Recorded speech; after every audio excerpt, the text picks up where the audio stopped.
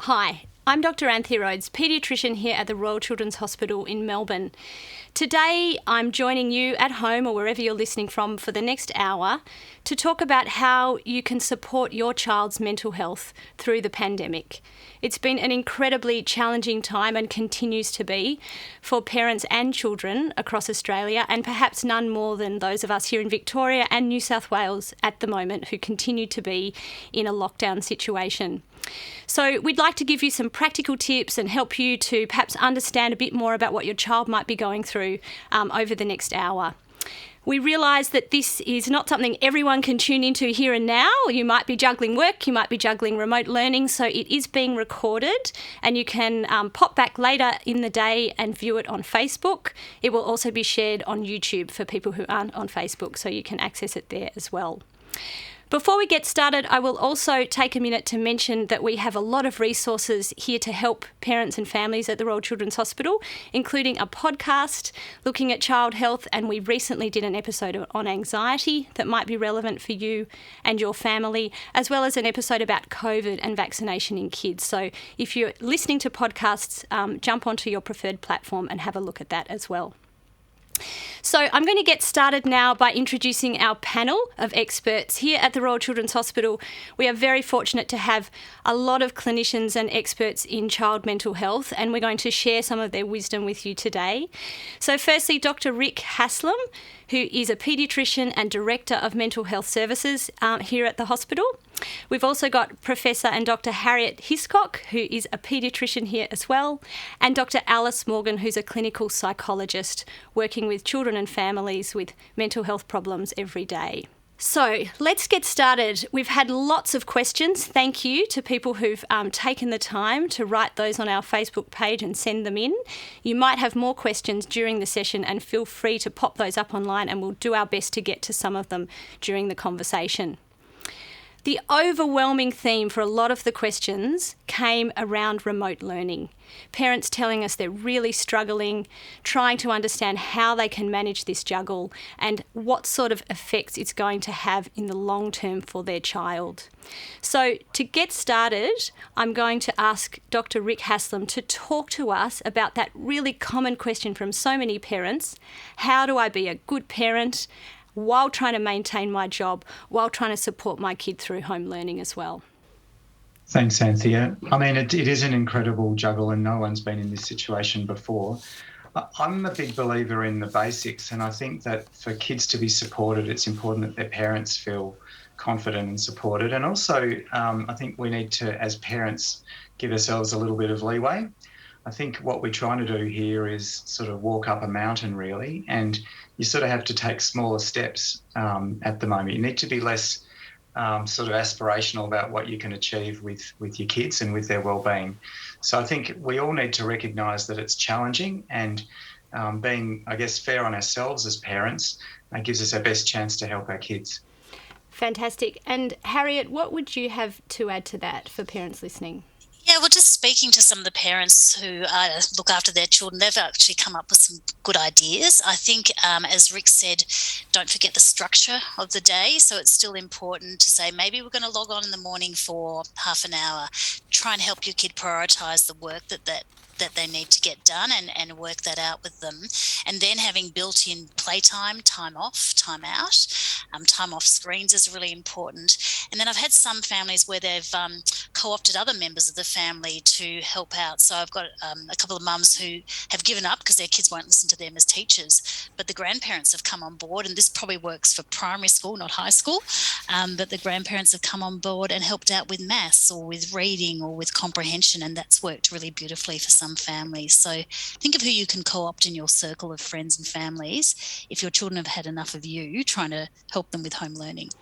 I know certainly my children have had enough of me quite often at the moment, but some people don't have that network at home. And one of the questions, we've got a question here from Elizabeth, who has talked about how she's solo parenting while working from home in a highly focused job, trying to remote learn with her prep son, and she's mentioned it's exhausting. How do I keep him entertained when he's off the screen? How do I encourage him to still independently play while I'm trying to work and get things done? Harriet. Look, I think this is an absolute challenge. I think it's time, and I employ 20 staff, many of whom are looking after kids at home. It's also time to consider, can you have a conversation with your employer to say, I can't do this anymore. It's affecting my mental health. It's affecting my kids as well. Can I actually look at my hours and what I'm doing, maybe restructure for temporarily my workloads so that you can have a little bit of that structured time during the day when you are with your prep student, and making that clear to them when you can do that. So have blocked out time so that they can hang on a bit longer.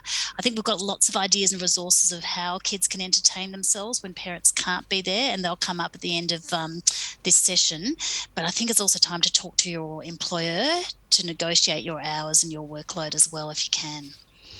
And I think on top of that, Harriet, it's a good point to think about in prep or primary school, how much is academics and how much is learning about social and emotional well-being, how to play, how to be bored, how to do things for yourself and be independent. So some of that is going to be built in by just having to do some things for themselves as well, and to think about that. And perhaps it's taking the pressure off that structured time where they're learning and thinking more about how can we just support other bits of their development as well. That's a great point, Alison. It actually brings me to a question from another parent. So Garrett has said, our kids have missed some formative years. He's got a child who's in year 1, and he's talking about the fact that through prep and now year 1, they've missed formative years in social and emotional development. He says, I'm worried about how they will be socially expected to catch up. What can I do to help? Alice? Yeah, I think it's a big worry at the moment of how do we catch up. And I think, we know kids are resilient. We know they will catch up.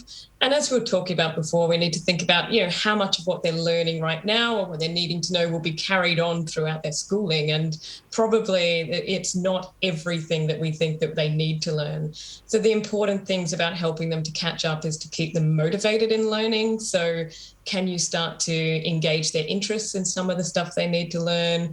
Can you do it in other ways if they're starting to disengage? And then, when we're on the other side of this, let's look at what's the most important thing that you've missed out on and how do I just focus on that aspect to get you back up to speed. And kids that are coping emotionally well, that are still connected into their community and connected into their friendship groups will catch up. And I don't think we have to worry about that as much as we do.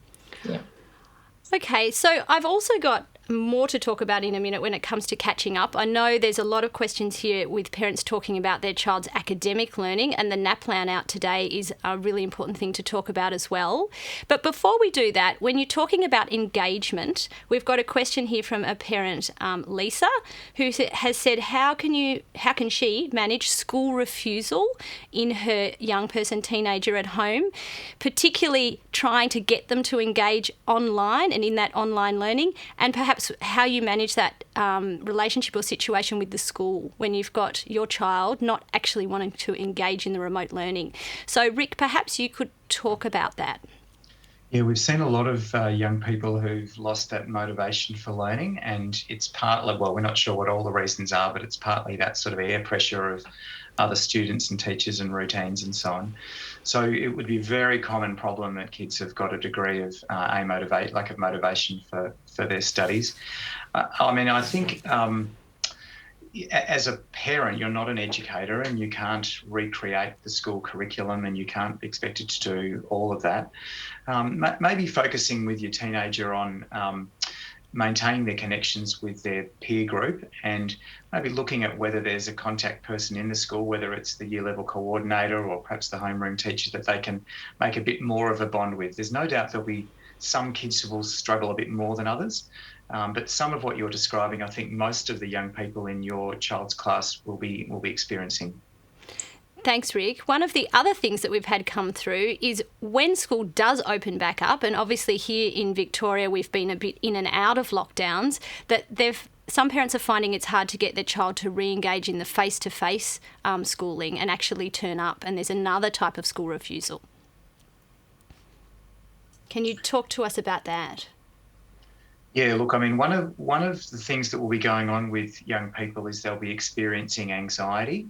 So there might be the thoughts, the worries, the sort of negative statements about themselves, the I never, I can't sort of statements, and even a physical sort of agitation and distress, or, tummy aches and those sort of things. So if your child's experiencing a lot of anxiety, what they'll naturally want to do is avoid that situation. That's just what people do. So it's really important to not indulge, but to not sit with that and just allow that to remain the case. And looking with your young person at what they can do that would be a step in the right direction. I think what's manageable, what's a sort of a graded way to get back into school would be the best way to confront that anxiety. But just allowing avoidance and just letting it sit, we know that just snowballs. Yeah, so stepping in and actually trying to do something to get them back re-engaged, perhaps, rather than waiting and hoping that it will go away on its own. Yeah, I think. Sorry. Go, Alice. I think sometimes that's really about helping them problem solve that. What might your day look like? And let's plan this the night before. And where might the barriers be? How tough will it be to get into school? Can we get someone to walk you to school if that's allowed at that point in time? Can you go in with a friend? Are you worried about not catching up? Let's have a look at the most difficult subject for you and let's try and have a plan that. Is that at break time, who can you see and who can you talk to? So actually going through the school day with them and breaking down every little bit that might be a barrier, that might be difficult, and problem solving and planning with them what that might look like. And that can help us, if you take away the uncertainty of what's going on for them, you might reduce some of those worries. And, then it's about talking about, it's okay to be anxious. We're always anxious about doing new things or doing things we haven't done for a while. And, I often talk myself about things that make me anxious, like I scuba dive, and sometimes if I haven't done it for a long time, I get really nervous about going back under the water. But once I'm there, I've said this to myself, that to myself, and done these things, and I can contain that. So we talk about how do we do that same plan at school, getting back in. And that can be really useful to know that it's normal, to know that people can overcome it, and to know that they've got a plan in place for managing that. Great. Yeah. And I imagine that looks a little bit different depending on how old your child is, what level of detail you get into and how much talk there is around it versus sort of how much action and activity. And with the younger kids, it's about sometimes getting into that behaviour of just getting there. And with older kids, more about some of the background understanding and the thoughts and how they're contributing too. Yeah. So I just want to pick up on something that Rick said just before, which was, you're not a teacher as parents at home, and it's okay to feel overwhelmed and think, oh, this is not something I necessarily know how to do, or that you're worried that you're not doing it well enough. And leading on from that is the question that we've had from a few parents about, I'm worried my child's learning is going to suffer in the long term from this. And when we say learning, obviously there's lots of things that kids learn at school. They learn about social and emotional development and relationships and all of those things. But particularly for this question, we're thinking about their more academic learning, if you like, so their literacy, numeracy, reading, writing, those types of skills. So today we've had the NAPLAN results released in Australia, and there's been lots of media about that, and overall a positive story that's coming out and saying, look, our kids are doing okay. I'd like to hear from Harriet now about how we interpret that and what parents should be thinking now that they've heard these findings today. Thanks, Anthea. Look, I think it is overall good news because, if anything, children, particularly in Victoria, where I'm from, seem to improve, which is great. The devil will be in the detail. I'm sure there will be some groups of children where things haven't gone as well, and some of those children may not have completed the NAPLAN, so we actually don't have information about them. But I think we'll put in our resources. The Victorian government has now got a helpline for parents who are worried about their kids learning at school, and there's we'll have that link where you'll be able to put in your query and get support. I think it will be about saying, what can I do to help at home? What other, as I said before, are there other members of friends or families who can engage? Maybe you can get your kid to read a book to someone over Zoom one night, and they can ask them about that and take the pressure off you as parents and enlist your friends and families to do it. I think the Department of Education and teachers are acutely aware of this, and there will be extra resources put into helping kids who have fallen behind in numeracy, literacy, etc. But at the moment, as parents, enlist the support of others. Think about how you can teach in the day-to-day life. And as Alice said before, harness the interest of your kids. If they're interested in dinosaurs or space or Frozen or whatever it is, use those sort of things to help them with their literacy and their learning. Great. Thanks, Harriet. And I think really important in all of that is a sense that our kids are resilient. And even though we've had a really disrupted, 12 coming up to 18 months, it's positive for us to see that the kids largely are doing okay. As you said, this is different for individual children, and we've had some questions come through about what about my child with learning difficulties, or what about my child with ADHD, where obviously each situation is different and requires more specific consideration. And I think for those situations, having conversations with your school is really an important place to start about how you might have a different type of plan to support your child to keep emotionally well and learning during this really difficult period. So lots we could talk about with remote learning. I'm actually going to move on to another topic now that's come up time and time again in our questions, and we've already talked about it today actually, is anxiety. So here in our current time, it almost feels like everyone's anxious. And I think, Alice, you just said before that, anxiety is a normal response. We all do feel anxious about different things at different times, and that uncertainty is something that can really feed anxiety. And it's hard to remember a time or think of a time that is perhaps more uncertain than what we've all been through and what our children have been through over recent months and stretching beyond that now. So when do you have to worry that the anxiety your child is experiencing is more than just a reaction to a really difficult situation? Maybe it's more of a problem and represents something bigger. I'd like to start with Alice telling us a little bit about what might be the signs, remembering that this will look different for different children, and particularly children of different ages and stages. Yeah, thanks, Anthea. Absolutely.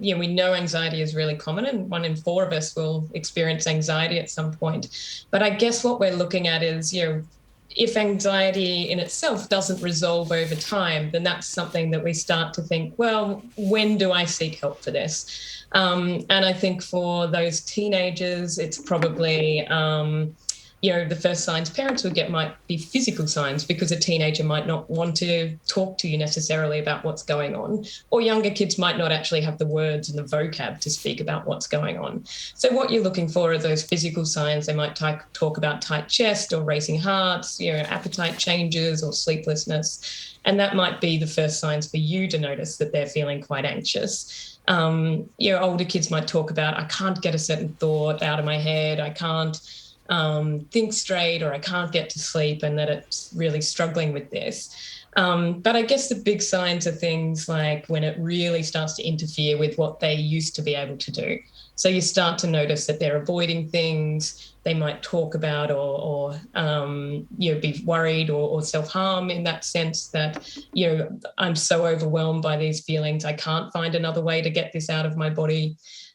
They might look more irritated or be a bit more angry. A short fuse or anger can sometimes be an expression of anxiety in kids. So, I think it's those types of signs that as parents, they're probably our first warning signs to look at, and might be a time to talk to your GP or a paediatrician if you've got one involved to see, what's our next step. But certainly there's lots we can do at home as well to help.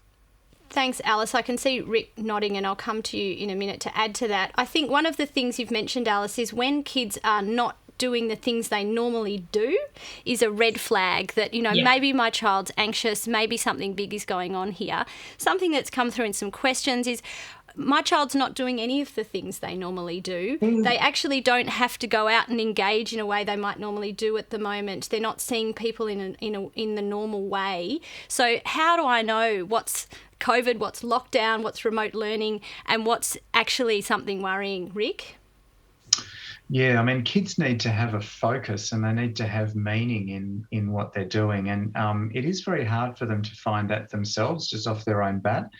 I completely agree with Alice that if a child's presenting with sort of, we might call it impairment, but really being dragged down by their experience of anxiety, and it's quite pervasive. It's going on for days and days. It's not sort of now and again or a few good and bad days, which is exactly what you would expect at the moment. I think it's also good for parents to talk to other parents to get a sense of, a bit like boats on the tide, sort of, well, everyone's more disillusioned, everyone's more sort of feeling disheartened, and probably my child is about where his or her peers are as well. I think the last thing is, if you've done the sorts of things that you can around routines and healthy eating and regular exercise and ensuring that they're getting a good quality and enough sleep, that's probably when you need to start looking at getting extra help. And it's great that you mentioned the routines, Rick, and we've all heard a lot about that. I can hear parents out there kind of crying out, as I feel myself at home a bit at the moment as well. It all sounds so easy. Okay, we've heard it before. Sleep, diet, stick to a routine. Our home is falling apart. Every day looks the same. My kids don't know anymore when they wake up whether it's the weekend or not, because we've completely lost the rhythm of life. How can parents navigate that? Rick? I think particularly for younger kids, and this is I'm talking about toddlers and preschoolers and early primary school, those very sort of physical routines of eating together, the sort of the day being punctuated by things which are familiar and which involve the rest of the family. I mean, the sort of irony of lockdown is that parents, carers are at home with their kids, so there's more opportunities than they might even want to spend time together, but doing the things that you've always done, and that's where meal times are quite important. Having a scheduled playtime, sort of a mum and child time or dad and child time is important as well. So the sort of intra-day, within the day routines, I think are important. Yeah, we can't always have them in bed, lights out at exactly the time that we'd like, but I think those little rituals during the day are important. Fantastic. Harriet's got something to add. I was just going to add to that, as parents, we need to model this as well. So, if we're sitting around in our pajamas Monday through to Sunday, what are we showing to our kids? So maybe, we need to have some definition between school days and weekends, and maybe mark the weekend with some special things to do.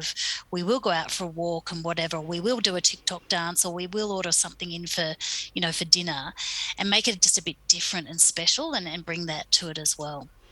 So it sounds like we can't stay in our pajamas all day. Is that what you're telling me, Harriet? I could have my slippers on, but not at least not up and down. Yeah. Exactly. Okay, so some really great tips there. We've got a couple of other really specific inquiries about anxiety in kids that I want to share now. So one parent has asked the question, how do I deal with my child being anxious about catching COVID at school? So, Harriet, could I ask you to address that one? Yeah, I think that's a great question, and I think we are finally starting to get a plan for returning to school and how we'll do that across the country. And that may involve wearing masks, but it will most certainly, depending on the age of your child, will involve vaccination. Now, I know we're having to wait, but the Pfizer's coming out, the bookings are out, so I urge you, if your child is eligible for a vaccination, to sign up and get a vaccination done. But don't forget the basic things that have actually kept us all pretty healthy, and children have largely escaped COVID in Australia, which is fabulous by and large. Washing our hands, sneezing, don't go into school when we are sick, wearing a mask, keeping our social distancing. So the actual rate of kids getting COVID is really, really small. And the majority of kids who do get COVID are absolutely fine. It's like getting a cold or something. They're either asymptomatic or have few symptoms. And we're not really seeing many kids getting hospitalised or having any serious after effects. Yeah, really important, I think, to reassure parents of that so that they can be confident in talking to their kids about the fact that the chances of catching COVID and getting very sick in children are incredibly small, and that there are things being done to make sure school will be a safe place for kids when they can go back. We do also have other resources here at the RCH available online that are specifically targeted to children to help them understand things like COVID and what's happening, how they'll be kept safe safe at school, and also things like testing when having a COVID test. So we'll pop some links up there so that people can have a look at those resources, and you might like to sit down with your child and share them directly. They're videos made specifically for kids to watch. So a couple of other things that have come through as well. We talked about things for kids to do on the weekends, and one of the questions that a parent has asked is, how do I deal with my kid and my child's recurrent disappointment with so many cancellations, things being rescheduled? I'm, trying to set things up for them to look forward to, but everything from weekend sport to concerts to family catch-ups just keep getting cancelled, and I feel like they're giving up hope. Alice, could you talk about that? Yeah, it's a really tough one. I think, starting with that, validating that emotion for them of saying, it is awful. It isn't fair. We were looking forward to this, and this is something that you really were enjoying, and just letting them sit with that for a little while can be really useful, to just let them acknowledge that it is a tough time. But then also looking at, other things that you can move through. So, it might be doing activities like photo books of things that you used to do that you really enjoy and you want to do again. You might be able to send that to somebody, or to each other as an activity. You might think about community activities that they can do every week. They might write their friends letters that they were going to go to their birthday party if it's within a walking distance, and you can go together and walk and drop that letter off for them. I know somebody in communities that were creating each other, treasure hunts within the local park. So someone would go and leave little frog pictures everywhere, and you've got to go find 10 of them and take a photo and send to people. So maybe doing activities that we know can't be cancelled, that create that sense of community connection, is one way that you can start to say, okay, well, every weekend we know there is this one thing that we can do despite the restrictions. And that can give them that sense of connection to family and friends, as well as kind of be able to help them feel, despite all these cancellations, we've still got things to look forward to. Yeah, great. Thanks, Alice. And I think related to that perhaps Rick could talk about is the concept of time. And I think this is a really important thing to think about with children navigating the pandemic. So for us as adults, a small proportion of our life has been affected by this. And a lot of our hope is based on what we remember of life before, and knowing that we have to get through something to get back to maybe not exactly the same thing, but a lot of what we had before that we know is great. And we know that life can be different and better again. For young children, particularly very young children, they may not remember what life was like before the pandemic. They certainly probably can't remember well enough for them to hold on to that as their big hope for the future to keep them motivated. So, Rick, perhaps you can talk to us about how you can help kids, given that they have that different perspective around time and hope. Yeah, it will depend on the age of the child and the child's interests and so forth. But you're quite right, with young kids, they often won't have any real recollection of time before this.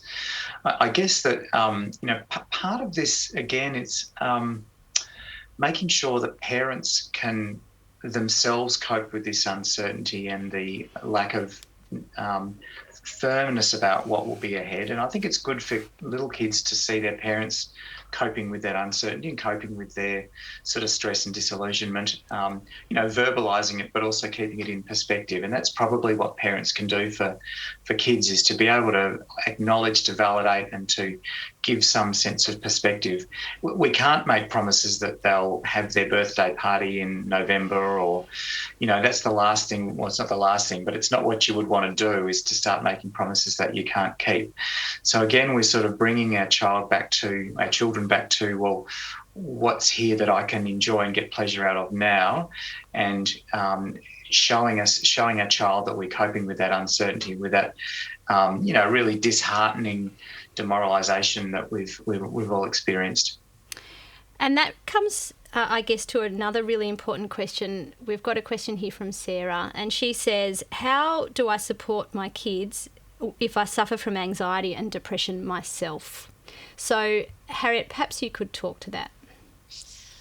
I think, Sarah, that's a really fantastic question. Mm-hmm. I think this is actually the reality for quite a few kids who have one or both parents who are living with mental illness. I think it's being honest to a developmental level about what they can cope with, about how you're feeling, talking to them about things that have helped you, if they have, and what sort of things could they do to help and you do to help them, so learning from each other. And don't feel bad about yourself that you have that, and that, don't feel that guilty about it or that you're going to make things worse for them. In some ways, you're in a really a great position of experience about what you can do. And I think that old adage that we hear a lot, but it's still important, is what can you control? What can't you control? And teaching that lesson for your children. So to do things that they can control and get pleasure from that and enjoyment, as Rick and Alice have talked about, and not worry about the things that you can't control, which for us at the moment is, when are we going to come out of this lockdown, etc., with the pandemic. And I think, you've probably got some really rich experience that you can share with your kids, and that will make them stronger and more resilient in the future. Thanks, Harriet. I think you've talked about control there, and just leading on from that, we've got a lot of questions about a particular thing that parents are struggling with the management or control of in their homes, and that's technology. So lots of questions, but one example from Effie: what strategies can we use to manage technology, particularly for our teens during the pandemic? Now, before we answer this, I think one of the things that I think about a lot for adolescents through the pandemic is the fact that usually this is a time when they would actually pull away, if you like, from the main family unit and their immediate family, and be engaging much more with their peers and their wider community, and, start to look outward. And that's normal for adolescents. That's a key transition. And then all of a sudden they're kind of locked up, if you like, trapped at home with their parents, which I think for a lot of teenagers is really a difficult place to be in, and for a lot of parents of teenagers.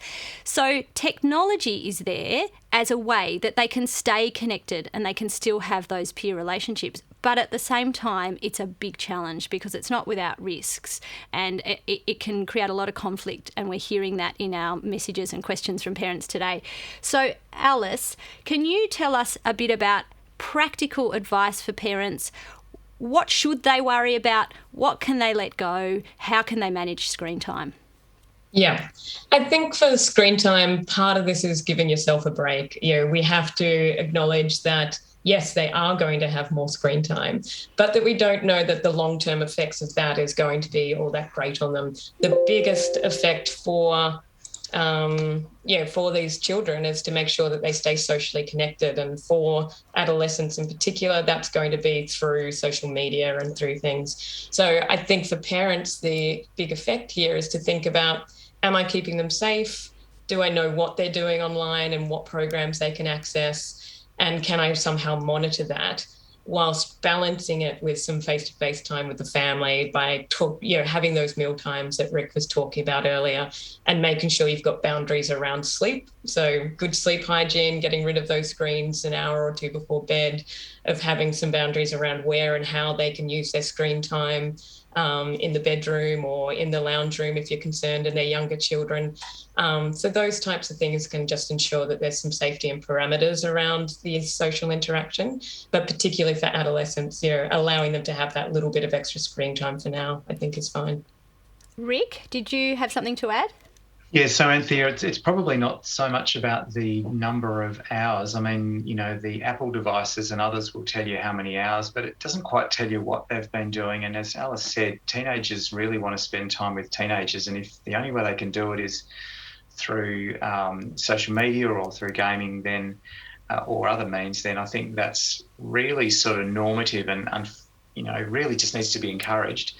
I also find with slightly younger kids that long periods of time, for example, gaming, they can find it quite difficult to come off. And a lot of people would advise that somewhere around 45 minutes in a block is about long enough before their child kind of loses it when you try and take them off that. So I think scheduling in and having a routine, having a regularity of interrupting and breaking it up with physical activity. If they can go outside, going outside, doing something a little bit different at least every 45 minutes or more. Otherwise, you get these really very hairy situations between children and parents where child's been on for, a couple of hours or more and really actually is probably displaying some addictive kind of behaviours. They're really having trouble withdrawing from it. So it's the sort of period of time and not seeing screen time as just a total number. Great. So factoring in those regular breaks to stop getting into that, if you like, rabbit hole of really feeling so engaged that they can't draw back into other activities and behaviours. One of the other questions we've got here from Joe is that, we hear about predators online and that lots of people out there know kids are spending a lot of time online during the pandemic. Alice mentioned one of the things parents should be doing is, making sure their child is safe. The question then is, how do they do that? What does that look like? Harriet, can you talk to that? Yeah, look, I think there are quite a lot of resources around how to do this, and maybe we can put some of these up as well after this. But, there is software that you can get to actually protect what's coming into your home and streaming through your child's, computer. I think it's also having that conversation about not sharing any of your details, your name, your contacts, etc., the privacy issue. And that, again, will be, pitching that at your child's development and understanding, but understanding that not all nice people, not all people on the internet are nice. And the importance of, if you're going to be gaming, game with your friends, game with people you know. And I know that gets very difficult because there's, massive online presence. But if they can keep in mind, having blocks and filters coming into the house from the parents' point of view, having those discussions around privacy and really talking to kids about the importance of just interacting with people you already know is probably the sort of first steps. Fantastic. And I think this is a point where I'd really like to put forward a plug for the eSafety Commissioner's Office. So here in Australia, we're actually incredibly lucky. We're at the forefront of a lot of cybersecurity and eSafety activities. And our own eSafety Office has fantastic resources for parents. So if you're feeling like you don't know how to do this, if you're feeling like the idea of filters or tech or is foreign language and then you're just shying away, I'd say you're not alone, and encourage you to just Google eSafety Office, jump online and have a look at some of the resources for parents. They're really well laid out and will help you on a practical level to feel like things are safer for you and your child online. So moving on now to a topic that has been mentioned a bit today, and Rick brought it up just before. One of the things we know can really help to keep everyone mentally well, and that's good sleep. I know as a person, parent, adult, if I've had an average night's sleep, then I'm not nearly as nice a person in the morning or as clear in my thinking or as level in my mood as I would be if I'd slept well. And this is the same for our children of any age. So some questions that we've had come through, and one here from Sally is, my son, and she's talking about her primary school age son, is having a lot of trouble with regular sleep during the pandemic. He's having trouble getting to sleep. She said she's having trouble getting him into bed at a reasonable time. So Harriet, sleep is your area of special interest. I know Rick and Alice could speak to this as well, but I'm going to put this one to you. So what are the tips, again, when the rhythm of life is not like it usually is and things are really hard? How can parents manage sleep with their kids? Yeah, look, the first thing I would be asking is why can't he get to sleep? So there can be lots of reasons for that. So the way you manage it is going to be targeted to those reasons. Some of the simple things we know that some exercise, not just before bed, but late afternoon can help. Having no caffeine after 3 p.m, and that's tea, coffee, Coke, even some chocolate bars contain caffeine. As Alice talked about, I think keeping the bedroom media free, so not having your phone or, notifications going. But there's a lot of kids who aren't sleeping well because they're anxious at the moment, and it's that general unrest. So it's trying to talk to the kids not just before bedtime about what they're anxious about, because that's the worst thing. Bring that conversation earlier into the day. Ask them what we noticed you haven't been able to get to sleep. Are you lying in bed worrying about stuff? Are you worrying about friends? Are you worrying about school? Are you worrying about COVID? So ask them first and then start to address their worries. And as Alice was talking about before, problem solve with them. There's also some good resources around visual imagery and relaxation exercises. And with our campus partner, the Murdoch Children's Research Institute, Emma Shaberis and I have an episode podcast around sleep, going from babies through to teenagers, as well as sleep in kids with autism and ADHD. So we've got some really good tips on that. The Sleep Health Foundation also has some really good tips for children around sleeping. But also I think at this stage, if they're, really trying to address their worries, using visual imagery and relaxation, and some of the mindfulness apps work for some kids, but for other kids, they say it doesn't help at all. So it's trying and testing what works with your kid. And, for some kids I've been seeing recently, I just say, let's set up a mattress on the parents' bedroom floor. And at the moment, if they wake up overnight or can't get to sleep, they can go and lie not in bed with mum and dad, because their mum and dad can't sleep and they get cranky, but they can lie on the floor next to mum and dad and sleep there and see that as a temporary sort of thing until we get out of this. And of course, Harriet, for some families, seeing their local doctor as someone to come and talk to, because there are times when these strategies at home aren't enough, and additional support that might be with a psychologist or your GP, and sometimes even medication can work well where it's needed for children of various ages for different reasons. Yep. So moving on then to another topic around healthy lifestyle, and we've heard that just mentioned now about exercise. So Harriet, you've talked about how important exercise is to help you sleep. We've heard from Rick it's a good thing to have in the routine for kids. We know that it helps mental health and well-being. So I've got a question here from a parent who says, help, this is Kelly, and this one's coming your way, Alice, this question. Any suggestions for depressed or oppositional teens and how I can get them engaged in exercise? Yep, sure. I think then it's about, again, playing to interests as much as possible and thinking about things like rewards or structure as well. So we know kids do better if they're in a routine. So to some extent, building this into a daily routine and something that the family does can help those kids. But if they are being oppositional or they've lost motivation, it might be linking that exercise to a reward as well. So once we've done the exercise, you can do something that you are wanting, whether that is screen time or talking with friends, or whether that's something more tangible for them. So there's a number of things there that you can help, but also thinking about, is there a Nintendo Switch or something like that will make exercise more enjoyable for them? Can it involve walking with a friend that will mean that there's that social interaction? Can you get the dog involved? Anything that will help make this more interesting and more motivational for them. It doesn't have to be strength workouts or huge things every day. It's building it in slowly, bit by bit. A 5-minute walk, some exercises when you're brushing your teeth, or anything else that you can do a challenge. Get the younger brothers and siblings involved and see who can do the most amount of one exercise. So it might just be playing on those family dynamics of competition or something else as well that can work. Fantastic. And sort of related to that, looking at younger kids now, and perhaps Rick, you could talk to this, a question about how we support our preschool age children to exercise now that playgrounds are closed here in Victoria. Yeah, and of course the rules have, I don't know about keep changing, but have changed at different times. Clearly, it would be better for little kids to be able to play in playgrounds.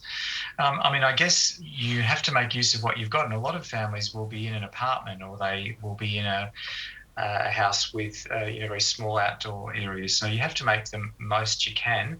I think, there are some opportunities with, videos that can be done, sort of exercise and activity-based videos, and so those sort of things might be something you can do with your toddler and preschooler and early primary school age kids. So I think you've got to sort of tailor it to what's available to you. But the playgrounds is a bit of a hot button issue, but I do think being able to get to parks, to walk in the neighbourhood, to drop off presents, to do sort of acts of kindness around the community, and have some exercise built into that is the way to go. And as Alice said, if there's a dog, then you're home and hosed pretty much.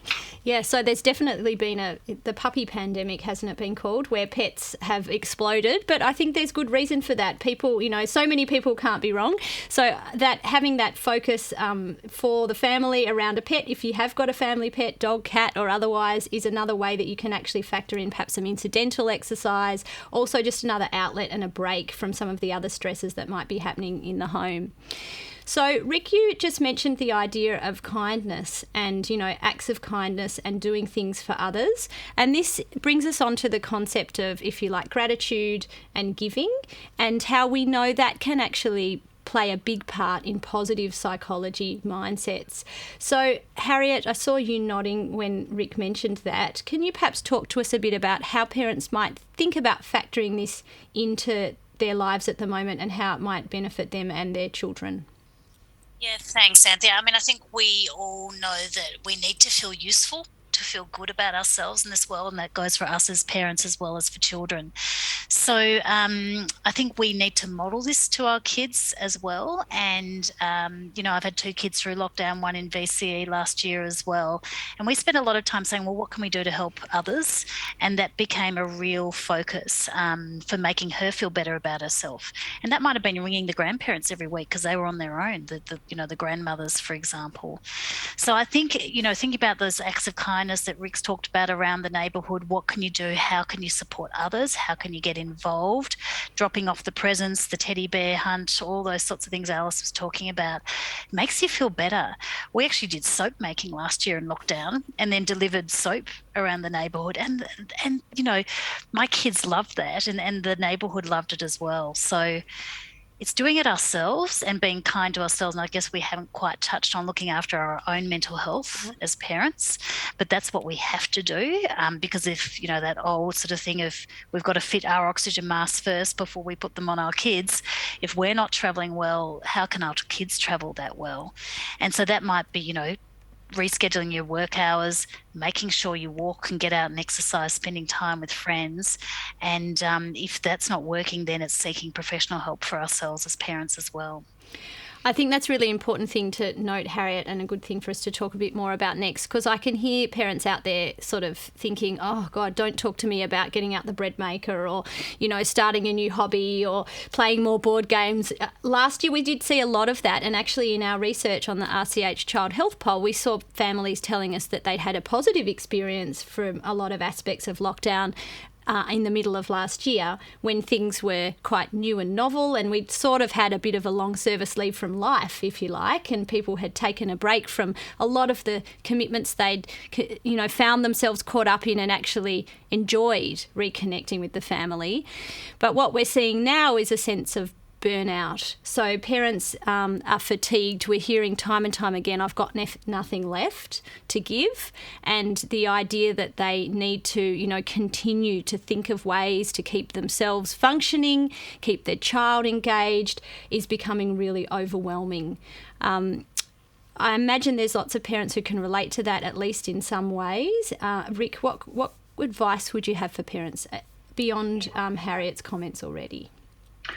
Yeah, I guess as a parent, whether you're a couple or a single parent, I think it's important to try to be aware of how you're travelling. And, for most people through the pandemic, there's been, I think it's fair to say, a sort of a steady disillusionment and demoralisation, but probably not really a sudden sort of drop. But there will be some people who, for one reason or another, they've had a loss in their family, or for whatever reason, they've deteriorated. So it's really important that parents are conscious of how they themselves are coping and what sort of strategies they're using to deal with their stress and tiredness and disillusionment.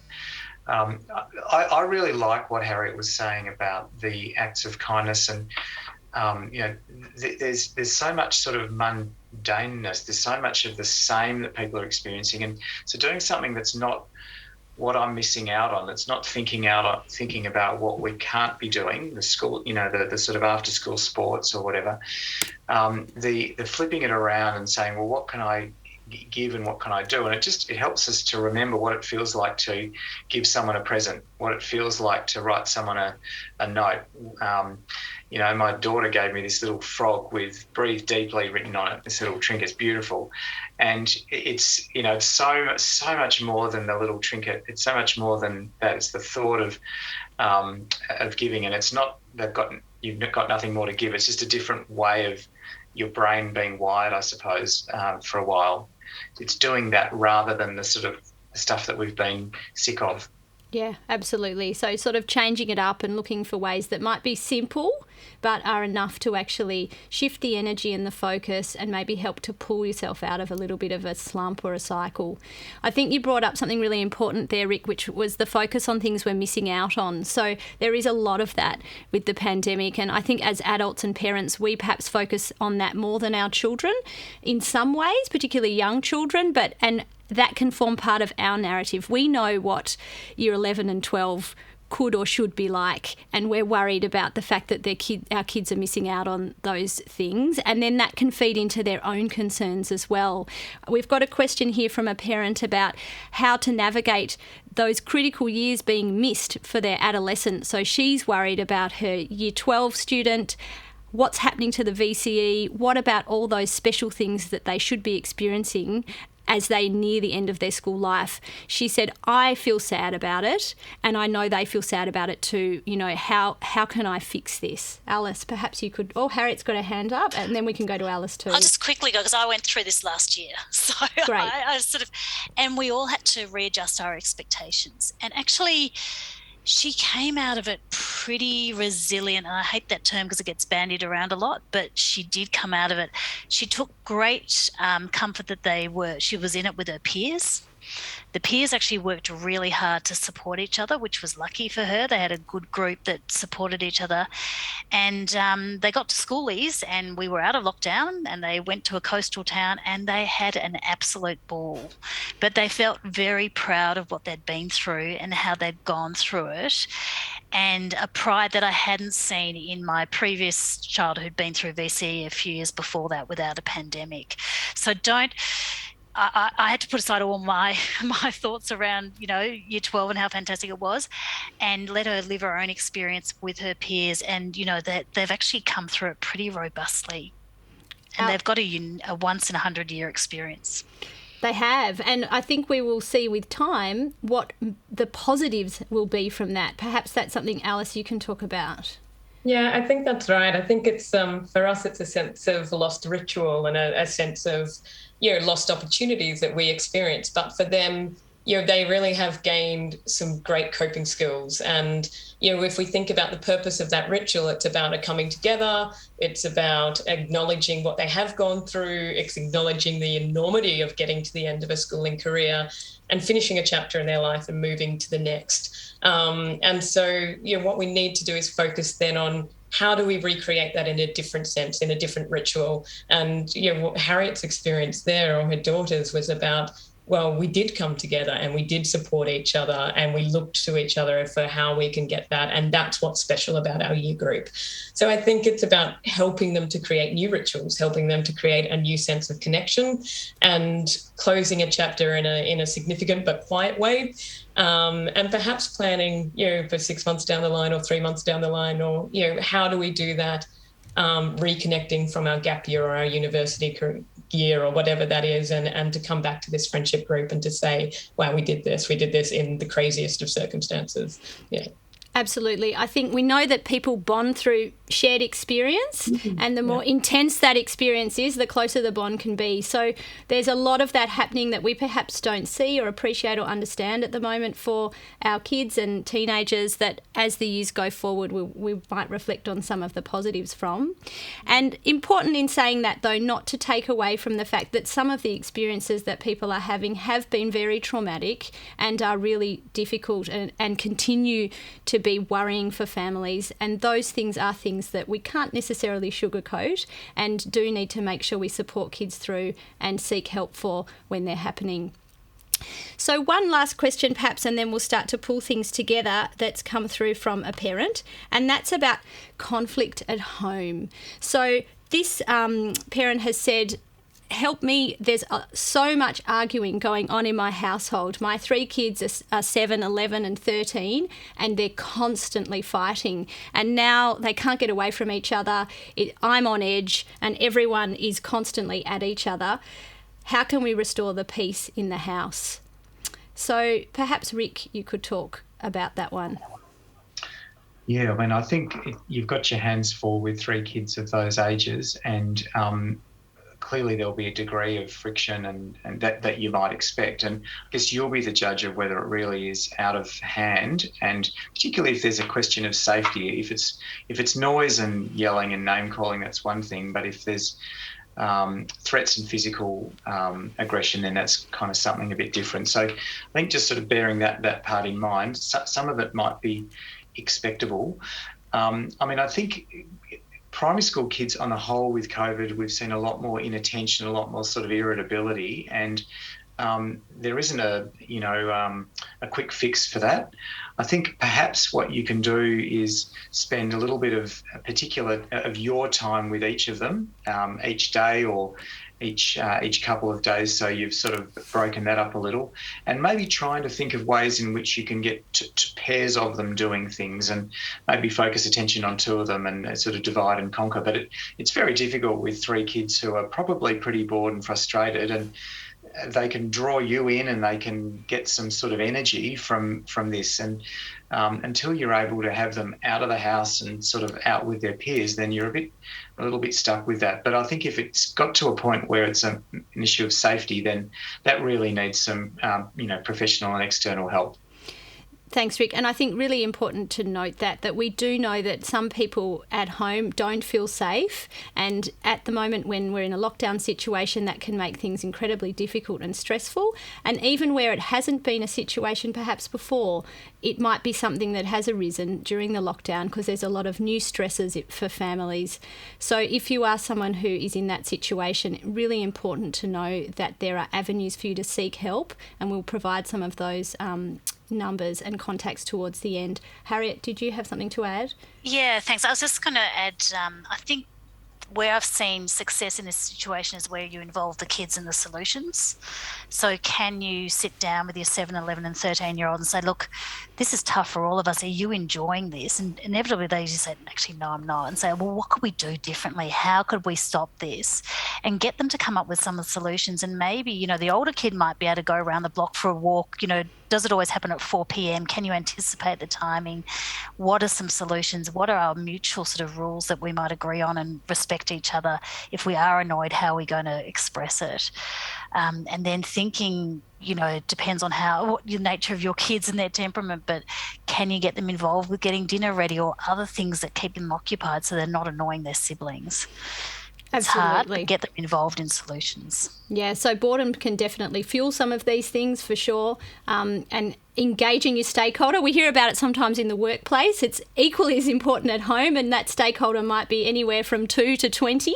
But if you can get them on board for the strategies towards the goal, then you're going to have a lot more likelihood of success. Easier said than done, of course, but some strategies that have been put forward here that might be really helpful.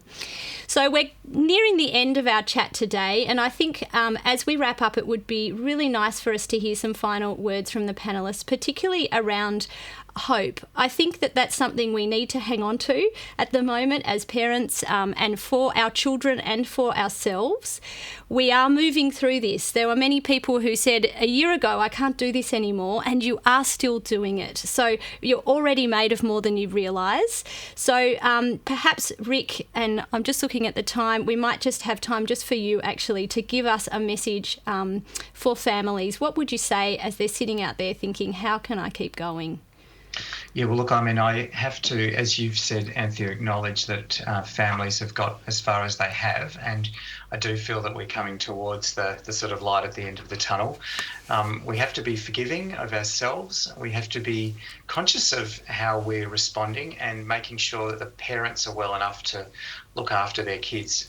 Your kids will, in just about every case, come through this, but not with having missed out on, they will have missed out on things, but they will have also gained things as well.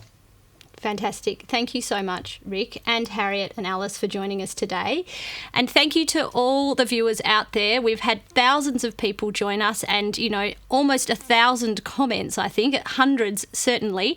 We've not been able to get to all of them, of course, but we've tried to reach a few that will perhaps address some of the things you've been thinking about at home, and we'll try to address them more directly on the Facebook page as we can as well. We've talked about difficult things today. We know a lot of people are having difficult experiences. If you would like to reach out for help, then please, the Kids Helpline is an option, 1800 55 1800. We've got that number on the screen.